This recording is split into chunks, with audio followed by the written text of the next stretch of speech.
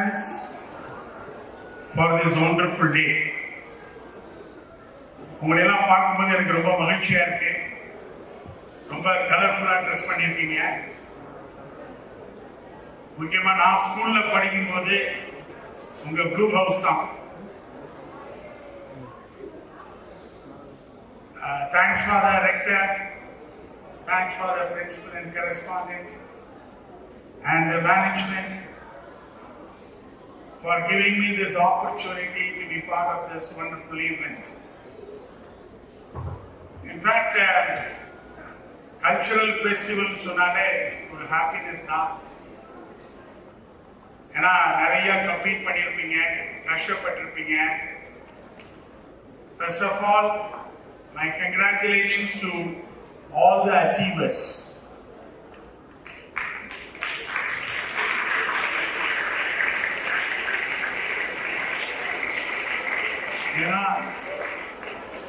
Apart from your studies, in the cultural events, it gives you a lot of confidence. It gives you competitiveness. It gives you competency. அதனாலதான் நான் எப்போதுமே insist பண்ணுவேன், apart from the academic education, such cultural events and sports are very, very important for all-rounded development. இன்னைக்கு நான் இந்த நிலைமையில இருக்கேன்னு சொன்னா, உங்களை மாதிரி இருக்கும் பொழுது நான் எல்லா கல்ச்சரல் ஆக்டிவிட்டிஸ்லயும் என்சிசில இருந்து சிங்கிங்ல இருந்து இந்த மாதிரி எல்லா ஆக்டிவிட்டிஸ்லயும் நான் பார்ட்டிசிபேட் பண்ணலாம்.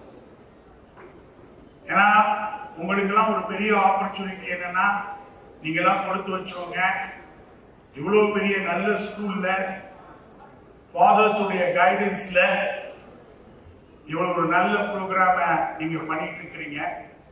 அதனால அவங்களுக்கும் உங்க பேரண்ட்ஸ்க்கும் நீங்க எப்போதுமே நன்றி உள்ளவங்களா இருக்கணும்.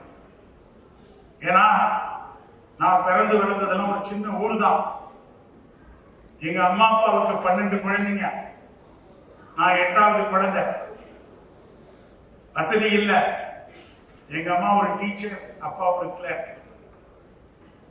முக்காவாசி டைம் நாங்க ஸ்கூல்ல அந்த மதிய உணவு தான் சாப்பிடணும்.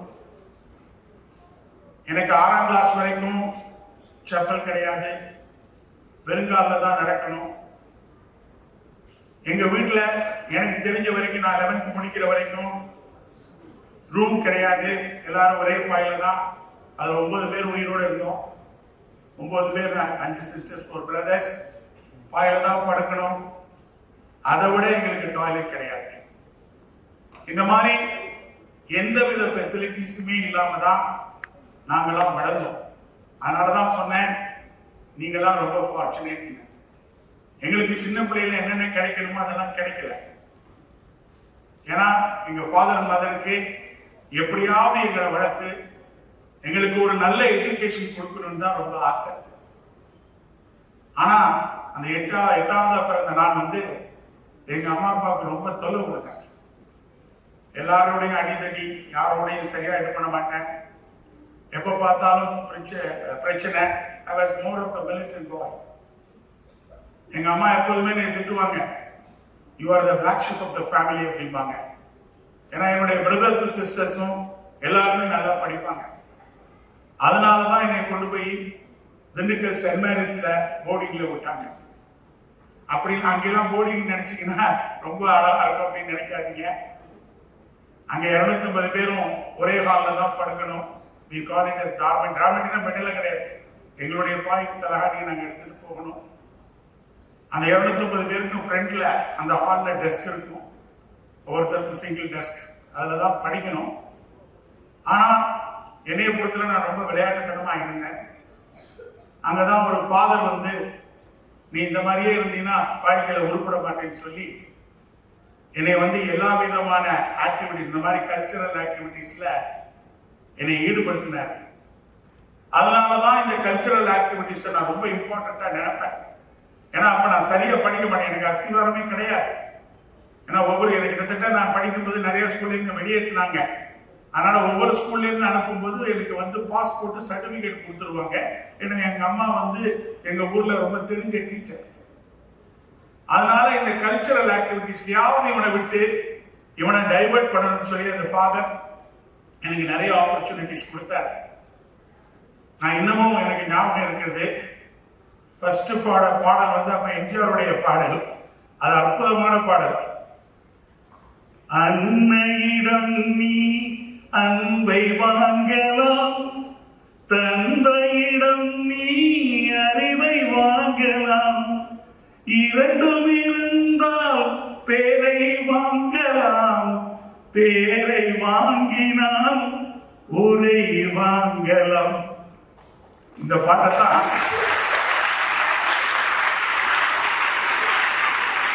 எவ்வளவு அர்த்தமுள்ள பாடல் பார்த்தீங்களா? அது உண்மையிலேயே என்னுடைய மனசை ரொம்ப பாதிச்சிச்சு. இப்ப நீங்க நிறைய பேர் வந்து இங்க அவார்டு வாங்கினீங்க. ஏன்னா எனக்கு தெரிஞ்சு நான் 10ஆம் கிளாஸ் வரைக்கும் ஸ்ட்ரகிள் பண்ணேன். நான் சரியான அஸ்திவாரம் சரியா படிக்காததுனால. ஆனா இந்த மாதிரி கல்ச்சரல் ஆக்டிவிட்டிஸ்ல இருப்பேன். அப்ப எங்க பிரதர்ஸ் எல்லாருமே நிறைய நல்ல பிரைசஸ் எல்லாம் வாங்கிட்டு வருவாங்க. எனக்கு நல்ல ஞாபகம் இருக்கு 9th ஸ்டாண்டர்ட்ல. ஏன்னா எங்க வீட்டுல யாராவது பரிசு வாங்கிட்டு வந்தா, பிரைசஸ் வாங்கிட்டு வந்தா, எங்க அம்மா எங்க சிஸ்டர்ஸ் பிரதர்ஸ் வந்து நல்லா ட்ரீட் பண்ணுவாங்க. அவங்களுக்கு ஸ்வீட், காரம், காஃபி எல்லாம் வாங்கிட்டு வந்து ஹாப்பியா பண்ணி விடுவாங்க. அதனால நான் என்ன பண்ணேன், இந்த பிரைஸ் நம்ம பசங்களை பார்க்கும்போது தான் இந்த நினைவுகள் வந்தது. என்னடா பண்றது, நம்மளும் போய் எங்க அம்மாட்ட அப்ரிசியேஷன் வாங்கணுமே அப்படின்னு சொல்லி பஸ் ஸ்டாண்ட்ல இருக்கக்கூடிய அப்பெல்லாம் அந்த சோப்பு, சிப்பு, கண்ணாடி வேற இதெல்லாம் தான் பரிசா கொடுப்பாங்க. அதுல ஒரு 3 நாளை பேக் பண்ணி அதை நேராக வீட்டுக்கு எடுத்துட்டு போனேன். திண்டுக்கல்ல இருந்து தேவக்கோட்டைக்கு. எங்க அம்மாட்ட போயிட்டு இந்த மாதிரி நான் வந்து 100 மீட்டர்ஸ் எல்லா மீட்டர்ஸையும் சொல்லிட்டேன். ஏன்னா நான் படிப்புல வாங்கினேன்னா கண்டிப்பா நம்ப மாட்டாங்க. பாட்டேன் எல்லாம் சொன்னேன். உடனே அவங்க என்ன சொன்னாங்க, உண்மையிலேயே நீ வாங்கினியாடா? எனக்கு ரொம்ப நம்பிக்கையே இல்லை, இருந்தாலும் உன்னை நம்புறேன்னு சொல்லிட்டு அந்த ஒரு பர்டிகுலர் ஹாலிடேல எனக்கு நல்ல ட்ரீட்மெண்ட், நல்ல சாப்பாடு அப்பெல்லாம் நல்லா வாங்கினா படத்துக்குலாம் கூப்பிட்டு போவாங்க. அப்படி முடிச்சுட்டு நாங்க திருப்பி அந்த ஹாஃப் இயர்லி எக்ஸாம் முடிச்சுட்டு வரும் பொழுது எங்க அம்மாவையும் கூட வரைகிறாங்க. நான் சொன்னேன், நீங்க எல்லாம் வர வேணாம், நானே போயிடுறேன். இல்ல நான் வந்து ஃபாதருக்கு ஃபர்ஸ்ட் டைம் என் பையன் இவ்வளவு மோசமா இருந்தான், அவனை திருத்தி இவ்வளவு பிரைஸ் வாங்க வச்சிருக்கீங்க அப்படின்னு சொல்லி ரொம்ப பெருமையோட எங்க அம்மா என்னை கூட்டிக்கிட்டு திண்டுக்கல் போறாங்க. என்னுடைய வார்டன் வந்தாரு. வந்தவுடனே எங்க அம்மா வந்து ஃபாதர் ரொம்ப தேங்க்ஸ். எதுக்குமா தேங்க்ஸ் சொன்னேன், நானே உன்னை கூப்பிட்டு அனுப்பணும்னு நினைச்சேன் அப்படின்னாரு. என்ன ஃபாதர்? இல்லம்மா ரொம்ப தொல்லை கொடுக்குறான், யாரை பார்த்தாலும் அடிக்கலே ஃபாதர் நிறைய அவார்டு பிரைஸ் வாங்கிட்டு வந்தாங்க. ஒன்றும் கிடையாது, இவனை நான் எப்ப அனுப்புறதுன்னு நினைச்சுக்கிட்டு இருந்தேன். இருந்தாலும் உன் மகனாச்சு நான் வச்சுக்கிட்டு இருக்கேன். இவன் வந்து பிரைஸ் வாங்கினேன்னு சொன்னானா அப்படின்னா எங்க அம்மாவுக்கு ரொம்ப இதாயிடுச்சு. அப்ப எங்க அம்மா இன்னும் ஞாபகம் இருக்கு, ஃபாதர் கீழே இருக்க கிளாஸ் ரூம்ல ஒரு கீயை கொடுங்கன்னு சொல்லி கீழே கூட்டு போவாங்க. போகும்போது முருங்கை மரத்துல இருந்து ஒரு குச்சி எடுத்துட்டு வந்து கதவை சாத்துட்டு வாங்கன்னு வாங்கினாங்க. ஆனா அன்னைக்கு அவ்வளவு தூரம் அடிச்சுட்டு எங்க அம்மா சொன்ன வார்த்தைகள் இன்னைக்கு என் பிசினஸ்ல ரொம்ப யூஸ்ஃபுல்லா இருக்கு, ரொம்ப ஆழமா பதிஞ்சது. எங்க அம்மா சொன்னாங்க, டேய் நீ பரிசு வாங்காட்டினாலும் பரவாயில்லடா, ஆனா வாழ்க்கையில நேர்மையாருன்னு சொன்னாங்க. The honesty.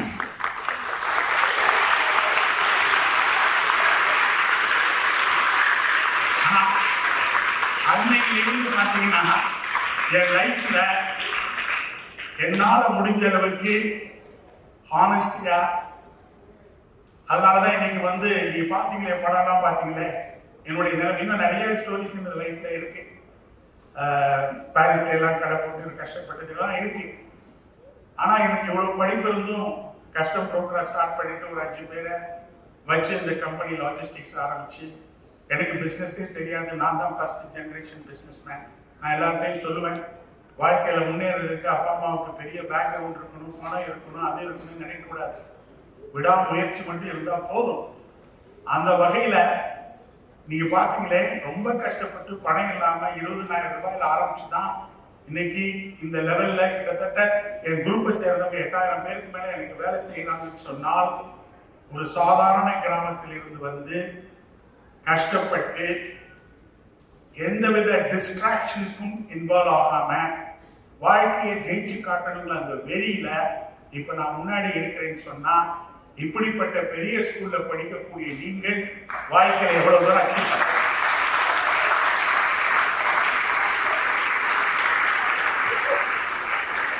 நான் எப்போதுமே சொல்லுவேன், confident walking is better than confused running. Confident walking is better than confused running. You don't have to follow anybody. You must have your uniqueness. But you should learn from everybody. இதுதான் வாழ்க்கை. ஏன்னா நீங்க ஜெயிக்கிறீங்க பாத்தீங்களா? Comparison is not competition. Success is not comparing with others. Success is one to become version of yourself. உங்களை நீங்க உணர்வதற்கு உதவியா இருக்கிறது தான் இந்த காம்படிஷன் தான். அதை நீங்க வாழ்க்கையில எப்படி பயன்படுத்த போறீங்கிறது தான் ரொம்ப ரொம்ப முக்கியம்.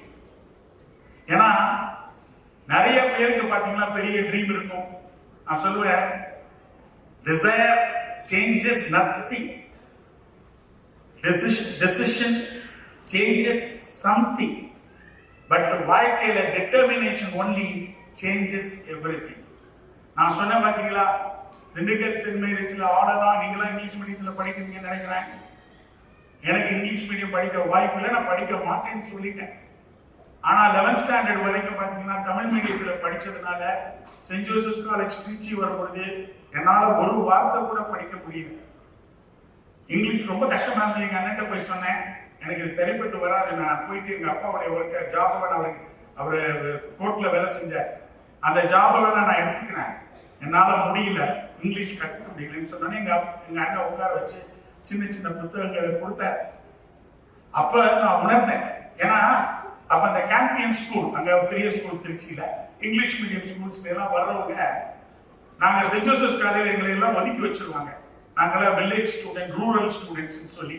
ஏன்னா எங்களுக்கு இங்கிலீஷ் பேச தெரியாது. அவங்க எல்லாம் பேசிக்குவாங்க பயங்கரமா. அப்ப நாங்க என்ன பண்ணுவோம், நாங்களே ஒரு குரூப்பா அந்த சின்ன பெட்டி, அந்த பெட்டி, இந்த பெட்டியில இருந்து வந்தவங்களா நாங்க ஒரு குரூப்பா ஒதுக்குவோம். ஏன்னா எங்களுக்கு அந்த எக்ஸ்போஜர் கிடையாது.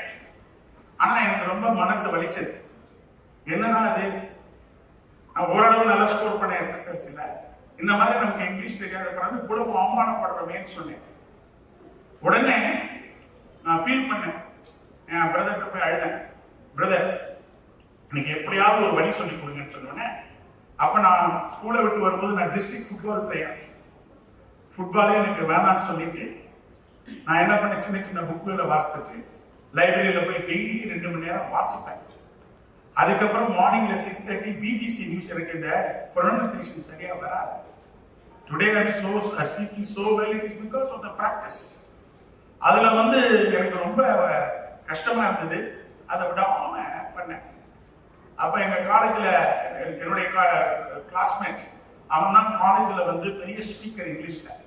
நான் ஃபர்ஸ்ட் இயர்ல அவன்கிட்ட சேலஞ்ச் பண்ணேன். இந்த 3rd இயர்ல இந்த காலேஜை விட்டு நான் போறதுக்கு முன்னாடி, அப்ப நான் தமிழ்ல நல்லா பேசுவேன், இங்கிலீஷ்ல இந்த காலேஜ் விட்டு பெஸ்ட் ஸ்பீக்கர் வாங்கிட்டு தான் நான் வெளியே போவேன்னு சொன்னேன். அதற்காக 3 ஆண்டுகள் கஷ்டப்பட்டு கடைசி ஆண்டு நடந்த இன்டர் காலேஜ் டிபேட்ல அவனை மட்டும் நான் ஜெயிக்கல, திருச்சியிலே நம்பர் 1 வந்தேன்.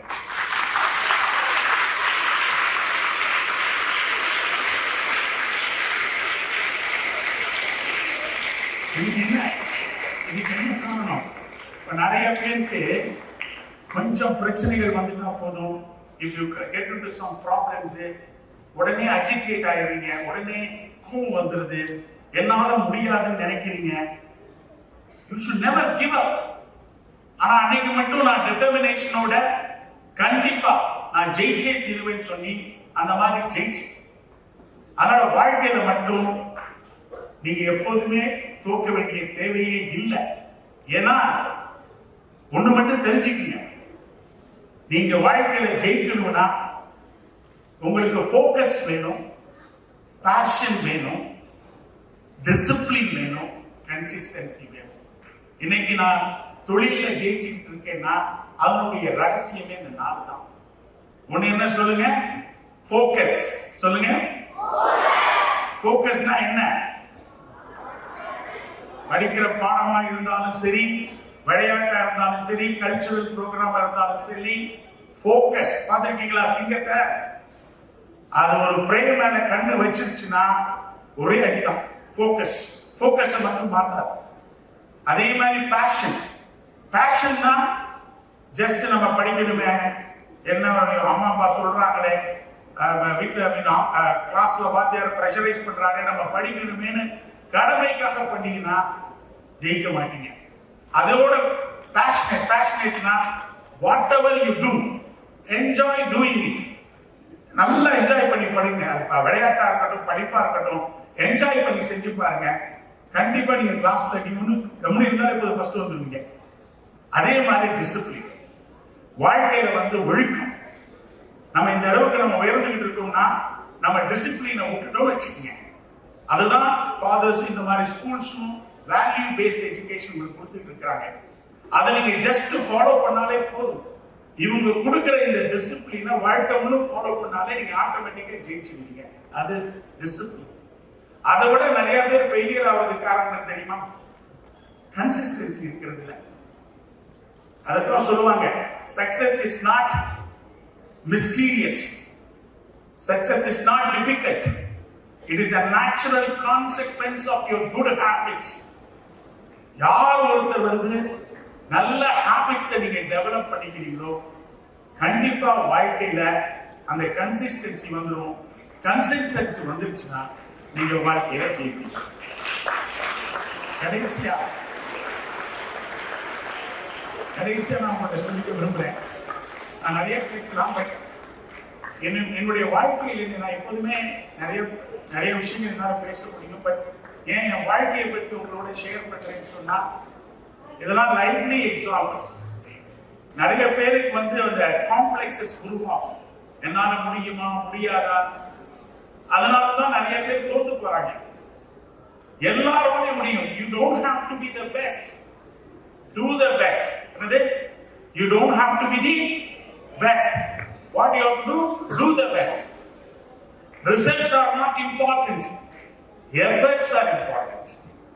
அதனாலதான் சொல்லுவேன், எப்பொழுதுமே உங்க எஃபர்ட்ஸை நீங்க விட்டுறாதீங்க. முயற்சி, அதுக்குரிய பயிற்சி, விடாமுயற்சி, இதுதான் வாழ்க்கையில முக்கியம் சொல்லி இது சொல்லுவாங்க. ஒரு சின்ன ஒரு சுத்தியல் ஆணிய அடிக்குது. அந்த ஆணி கேக்குது சுத்தியல, எனக்கு இந்த மாதிரி அடிக்கிறியே, எனக்கு ரொம்ப வலிக்குது அப்படின்னு சொன்ன உடனே அந்த சுத்தியல் சொல்லுது, நான் இந்த மாதிரி அடிக்கிறது உன்னைய ஒரு நல்ல பிளேஸுக்கு கொண்டு நீ எதுக்கு பர்பஸ்க்காக உருவானியோ அதுக்காகத்தான் அப்படின்னு சொன்ன. பட் ஆணி சொல்லுது, எனக்கு ரொம்ப வலிக்குது, it hurts me.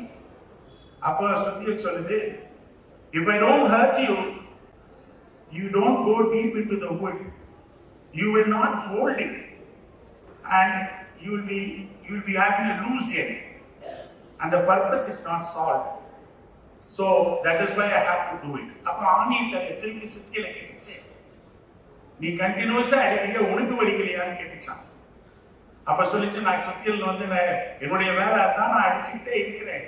காரணம் என்ன, என்னால உன்னைய ரைட் பிளேஸ்க்கு எடுத்துட்டு போக முடியுது. அதுல ஒரு முக்கியமான விஷயம் என்னன்னு கேட்டீங்கன்னா, வாழ்க்கையில பெயின் வருது, ப்ராப்ளம் வருது, சேலஞ்சஸ் வருதுன்னு சொல்றீங்க பாப்பாங்களா. யார் ஒருத்தர் problems, when you are able to convert your problems and possibilities into opportunities, you are the most successful person.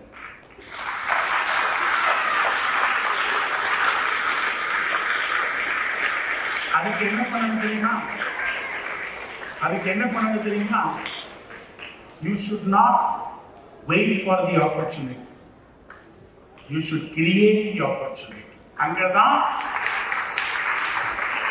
அங்கதான் we will be different from others.